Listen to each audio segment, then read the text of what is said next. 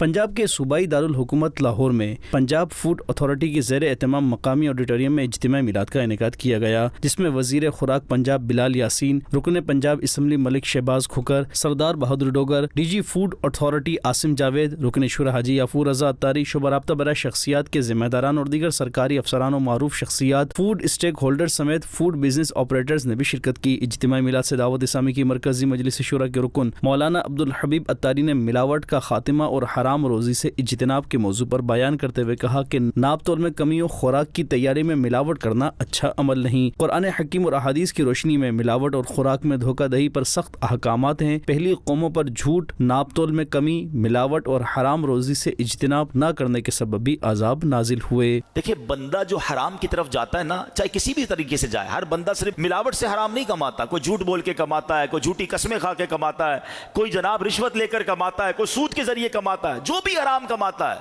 اگر آپ اس کے پیچھے ریزن دیکھیں نا، تو کہیں نہ کہیں اللہ پر جو بھروسہ ہے، جو توکل ہونا چاہیے تھا، وہ ہل رہا ہے۔ اس کو شاید یہ یقین نہیں آ رہا کہ میرا رب مجھے حلال دینے پر بھی قادر ہے۔ تو اے میرے پیارے اسلامی بھائیوں، اللہ آپ سب کی روزی میں خوب برکت عطا فرمائے، اللہ ہم سب کو رزق حلال سے خوب نوازے۔ رکن شورا نے اپنے بیان میں مزید کہا کہ شریعت میں حلال رزق کی بہت اہمیت ہے۔ یاد رکھیں، اللہ پاک کے آخری نبی صلی اللہ علیہ وآلہ وسلم کی زندگی ہمارے لیے مشعل راہ ہے۔ قرآن پاک کی تعلیمات پر عمل کر کے ہی ہم کامیاب ہو سکتے ہیں، لہٰذا ہمیں تعلیمات قرآن و حدیث پر عمل کرنا ہوگا۔ اجتماع میلاد کے اختتام پر مسلمانوں کی ترقی و خوشحالی کے لیے خصوصی دعا کی گئی۔